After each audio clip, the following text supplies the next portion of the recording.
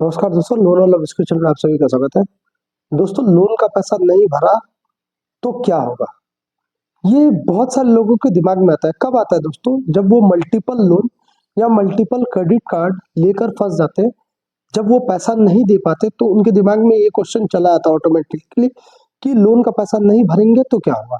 तो दोस्तों, आज मैं इस विषय में बात करूंगा कि लोन का पैसा सचमुच अगर आप नहीं भरते हैं तो आपके साथ क्या होगा। या आपको जेल जाना पड़ सकता है, या फिर आपको कानूनी पेचीदा में फंसना पड़ सकता है, या फिर आपको इस सब से कुछ भी करने की आवश्यकता नहीं है, क्योंकि इसका बीच का सोल्यूशन है क्या। तो क्या होगा? तो दोस्तों, आज मैं आपको इस वीडियो में बताऊंगा कि लोन का पैसा नहीं भरने से क्या होगा। तो दोस्तों, जो लोग भी पहली बार मेरे चैनल को देख रहे हैं, चैनल को जरूर सब्सक्राइब कीजिए, बेल आइकन को दबाइए। लोन से जुड़ी इन्फॉर्मेशन हमेशा इस चैनल पर मिलती रहेगी। दोस्तों, वीडियो को पूरा देखिएगा। दोस्तों, लोन का पैसा नहीं भरे तो क्या होगा, ये कई सारे लोगों को दिमाग में आता है। कब आता है? जब वो कोई ना कोई किसी ना किसी तरह का लोन लेकर वो फंस जाते हैं, जैसे कि multiple loans, multiple credit card, या फिर शेयर मार्केट में लोन से पैसा लेकर इतना वो बर्बाद हो चुके हैं, अब उनके पास देने लायक कुछ नहीं है। तब वो जाकर यही सर्च करते हैं कि लोन का पैसा नहीं भरे तो क्या होगा। देखिए दोस्तों, सबसे बड़ी बात मैं आज आप लोगों को बताऊंगा कि लोन का पैसा नहीं भरने से बहुत सारे लोग कहते हैं कि सर, अगर मैं पैसा नहीं भरूंगा तो सबसे बड़ी मेरी प्रॉब्लम ये है कि सर, रिकवरी एजेंट घर पर आएंगे कि नहीं। तो मैं जानकारी के लिए ये बता देता हूँ कि अगर आपने कोई एनबीएफसी से लोन लिया होगा, जैसे कि प्ले स्टोर पर बहुत सारे एप्लीकेशन मौजूद है, उस एप्लीकेशन से, तो वो एप्लीकेशन जो है वो ना आने के चांसेस ज्यादा है। अब ये ना आने वाले चांसेस कौन कौन से हैं, ये भी मैं आपको बता देता हूँ। जैसे कि दोस्तों, कोई भी एप्लीकेशन प्ले स्टोर पर आप जो है लोन लेने के लिए आप एप्लीकेशन को इंस्टॉल करते हैं। इंस्टॉल करने के साथ साथ वो आपसे कुछ परमिशन मांगती है। परमिशन जैसे कि आपके कॉन्टैक्ट्स, आपकी गैलरीज, आपके मैसेजेस, आपके जीमेल, आपका लोकेशन, इतना सब कुछ वो एक्सेस मांगती है। एक्सेस मांगने के बाद वो कहीं ना कहीं आपको लोन दे देती है। अब वो लोन आप ले लेते हो, और ये लोन का पैसा चुकाने के लिए दूसरा, दूसरे लोन का पैसा चुकाने के लिए तीसरा, तीसरे लोन का पैसा चुकाने के लिए चौथा। तो इस तरह से आप मल्टीपल लोन्स और मल्टीपल क्रेडिट कार्ड्स, इस तरह में आप फंस जाते हैं मल्टीपल लोन्स के चक्कर में। तो आपके दिमाग में कहीं ना कहीं ये आ जाता है, अब मैं किसी भी लोन का पैसा चुकाने में असमर्थ हूँ, तो अब मैं मल्टीपल लोन के चक्कर में फंस गया हूँ। अब मैं पैसा अगर नहीं भरूं तो क्या होगा। देखिए, अगर आप पैसा नहीं भरते हैं ये मल्टीपल लोन का, तो आपको जो है बैंक्स की तरफ से या एनबीएफसी की तरफ से क्या क्या प्रेशर मिलता है। तो दोस्तों, अगर सबसे पहले मैं बात करूँ ना, अगर पैसा ना दे, अगर आप पैसा ना दो तो पैसा ना देने पर सबसे पहले जो है आपको बैंक को इन्फॉर्म कर देना चाहिए या एनबीएफसी को इन्फॉर्म कर देना चाहिए। अगर इस अवस्था में अगर आप इन्फॉर्म करते हैं, वो फोन करते हैं, तो वो अलग बात है। अगर, जैसे कि मैं कह रहा था, अगर आप जब भी कोई एप्लीकेशन इंस्टॉल करते हैं तो वो आपसे कॉन्टैक्ट्स का अलाउ, आपकी गैलरीज अलाउ, आपका लोकेशन अलाउ, मतलब सारी परमिशन वो आपसे ले ले रहे हैं। अब आप जब भी 4-5 एप्लीकेशन से लोन लेते हैं, आप तो फंस गए। तो अब ये क्या करते हैं, जैसे कि आपने लोन लेते वक्त आपने सब कुछ इनको परमिशन दे दिया ना, चंद पैसों के लिए, अब वो आपको ये कहेगी कि ये करेगी कि आपके कॉन्टैक्ट्स को वो कांटेक्ट करेगी, और हर कॉन्टैक्ट्स को वो आपके फोटोज, कोई कोई एप्लीकेशन ऐसी है जो आपके कॉन्टैक्ट्स को आपकी फोटो जो आपने लोन लेते वक्त खींचा था वो दे देगी। उसके नीचे बहुत सारे गंदे मतलब मैसेजेस लिख देंगे। या फिर बहुत सारे एनबीएफसी ऐसी है जो आपके कॉन्टैक्ट्स को जो है फोन करके ये बताएंगे कि इन्होंने जो है लोन लिया था, और लोन लेते वक्त आपको जो पर्सन को फोन कर रहे हैं उनको कहीं ना कहीं ये बता देंगे कि आपको इन्होंने गारंटर के तौर पर बनाया, अगर ये पैसा नहीं देंगे तो आपको भरना पड़ेगा। तो ये जो एनबीएफसी करती है ना, ये जो एनबीएफसी करती है कि आपका पैसा वो मतलब नहीं दे रहे हैं, और ये जो आपके कॉन्टैक्ट्स को यूज कर रही है, या फिर आपके गैलरीज का फोटो यूज कर रही है, या फिर आपका फोटो किसी को शेयर कर रही है, तो 100% आप समझ लीजिए वो आपके घर आने वाली नहीं, वो आपके घर आने वाले नहीं, क्योंकि इतना सारा जो प्रोसेस करते हैं ना, वो आपके घर कभी नहीं आता है। वो आपको बस डराता है। किस लिए? क्योंकि वो पता है, उसको पता है कि मैं जो हूँ ये कस्टमर से रेट ऑफ इंटरेस्ट के मामले में या इसके डेटा के मामले में सब कुछ मैं आरबीआई के रूल्स रेगुलेशन के खिलाफ में जाकर कर रहा हूँ, तो ये कभी भी कोर्ट पर नहीं जाएंगे। तो ये जो एप्लीकेशन है ना दोस्तों, ऐसा जो करते हैं उससे आपको डरने की आवश्यकता नहीं है। अब दूसरे नंबर पर दोस्तों, बहुत सारे लोग ये कहते हैं कि सर रिकवरी एजेंट आने का डर रहता है। देखिए, रिकवरी एजेंट कभी भी कोई आता है ना, तो वो डायरेक्टली 99% केस में जो है वो डायरेक्ट बैंक का एम्प्लॉय या एनबीएफसी का एम्प्लॉय नहीं होता है।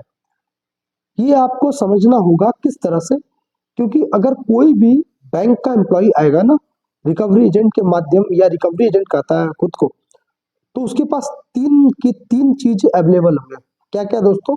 पहले नंबर पर ऑफिस आई कार्ड, दूसरे नंबर पर हाउस विजिट लेटर, तीसरे नंबर पर वो जो कंपनी से आया है वो कंपनी का डीआरए सर्टिफिकेट जरूर होगा। ये तीन चीज। और जो रिकवरी एजेंट आपके पास आएंगे, आपको डर दिखाएंगे, आपके साथ गंदा बिहेवियर करेंगे, गाली गलौज करेंगे, आपको बहुत सारा मतलब आपके आस पड़ोस में आपकी मतलब जो आपने लोन लिया उसके बारे में वो चर्चा करेंगे, वो असली के रिकवरी एजेंट नहीं है। क्योंकि वो अगर आते हैं ना आपके पास, तो आप सबसे पहले ना उसको यही चीज मांगिए, office I card, house visit letter और डीआरए सर्टिफिकेट। मुश्किल से मुश्किल वो दो चीज ले आ पाएंगे, जो कि है ऑफिस आई कार्ड और डीआरए सर्टिफिकेट।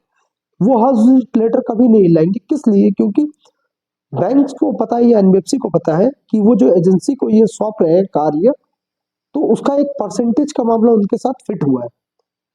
बट कभी भी ये जो है ना, ये इनको जो है एजेंसी को ये बैंक का मोहर लगाया हुआ हाउस विजिट लेटर या ऑफिस विजिट लेटर या शॉप विजिट लेटर ये कभी नहीं देंगे, क्योंकि इनका पर्सनैलिटी पता है इनको बैंक को। और कभी भी अगर ये कोई भी रिकवरी एजेंट आए और आपसे कहे कि हम आपको जो है मैनेजर किससे बात करवा रहे, ये गलती से भी मत सोच लीजिएगा कि बैंक का मैनेजर। वो जिस कंपनी से आया, वो जो एजेंसी के थ्रू पाया, वो उसका मैनेजर है। और कहीं ना कहीं वो आपको डराता है, आपको डराने की कोशिश करता है। तो दोस्तों, ये आपको समझ में आ गया है, जो आपके पास हाउस विजिट लेटर के लिए बात कर रहे हैं, ये चीज हाउस विजिट लेटर उनके पास नहीं होता है। और जो रिकवरी एजेंट आने की बात करते हैं उनके लिए ये रहेगा। और तीसरे नंबर पर दोस्तों, बहुत सारे लोग अब ये कहेंगे कि सर मेरा सर जो है वो बहुत मतलब किफायती बैंक में बहुत सारे बैंक ऐसे हैं जो रिकवरी एजेंट बेचते हैं, लेकिन उनका खुद का रिकवरी एजेंट होता है। जैसे कि मैं एक नाम मैं ले ही लेता हूँ, मेंशन कर देता हूँ, एचडीएफसी। तो दोस्तों, जो प्राइवेट बैंक्स का जिनका लोन है और जिनका अमाउंट हैवी है, उनके लिए क्या होगा दोस्तों?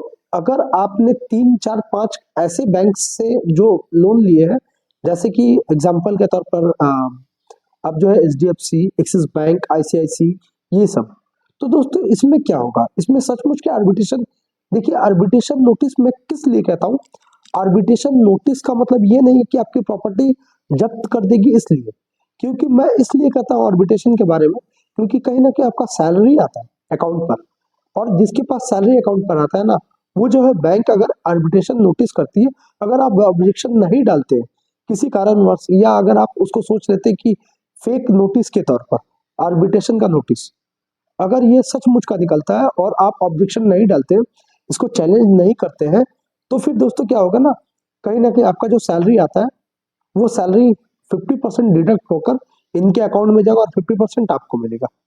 इसलिए मैं आर्बिट्रेशन नोटिस की बात करता हूँ। तो दोस्तों, लोन का पैसा अगर नहीं भरिएगा ना, तो ये चीज प्रॉब्लम है। अब मैं मुद्दे की बात में और एक चलाता हूँ, कि जिनके पास कुछ भी नहीं है, मतलब जिनके पास ना प्रॉपर्टी है, ना सैलरी है, ना फिर कुछ तरह का मतलब वैकेंट लैंड है, ना घर है, ऐसा कुछ, उनके लिए क्या होगा? देखिए, उनके लिए और एक रास्ता होता है, जैसे कि मैंने पहले ही बताया था, और एक रास्ता है, वो है सेटलमेंट का। हर बैंक जब भी अनसिक्योर लोन देती है ना, तो कहीं ना कहीं उसको पता रहता है कि मैं एक रिस्क ले रहा हूँ, तो रिस्क के बिहाफ पर ही ये रेट ऑफ इंटरेस्ट चूज करते हैं। जैसा जिसका सिविल, जैसा जिसका प्रोफाइल, उसके ऊपर रेट ऑफ इंटरेस्ट। तो ये सारा चीज रहता है ना, ये रेट ऑफ इंटरेस्ट का। तो रेट ऑफ इंटरेस्ट उसी लिए वो लगाते हैं कि ये रिस्क प्रोफाइल है अनसिक्योर लोन पर।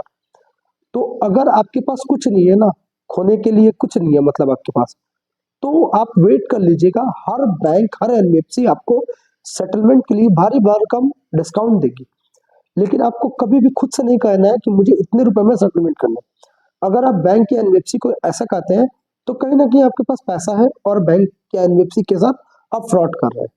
तो इसीलिए अगर आप खुद से कहेंगे ना, तो ऐसा भी हो सकता है कि आपको बहुत ज्यादा अमाउंट पे करना पड़े सेटलमेंट के तौर पर, लगभग लगभग 50%।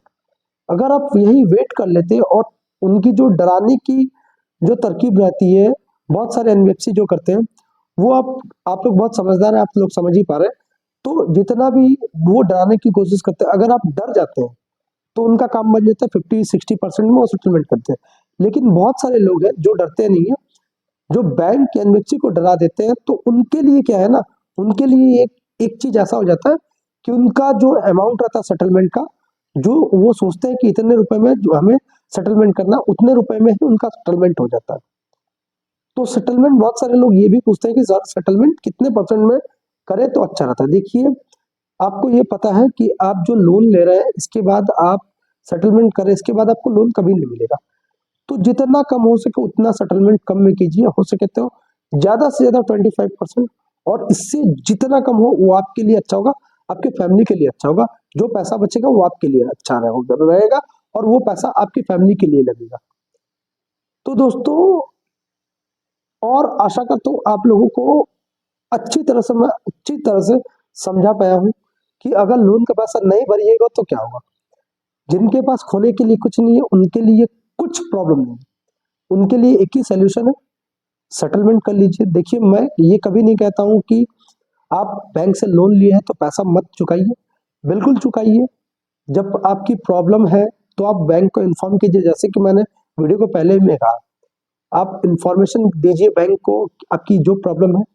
उसके बाद भी अगर बैंक रिकवरी एजेंट भेजती है तो आप जो करना है, जिस तरह से आपको ठीक लगे उस तरह से आप बातचीत कीजिए।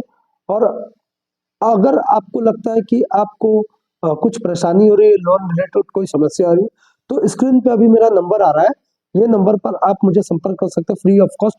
कोई पैसे देने की आवश्यकता नहीं है, बस टाइमिंग का महत्व है, फ्री एडवाइस है आप लोगों के लिए।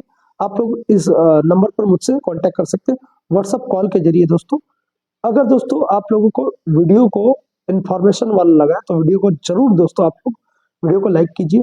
चैनल को जो लोग पहली बार देख रहे हैं चैनल को सब्सक्राइब कीजिए और अपने दोस्तों के साथ शेयर कीजिए।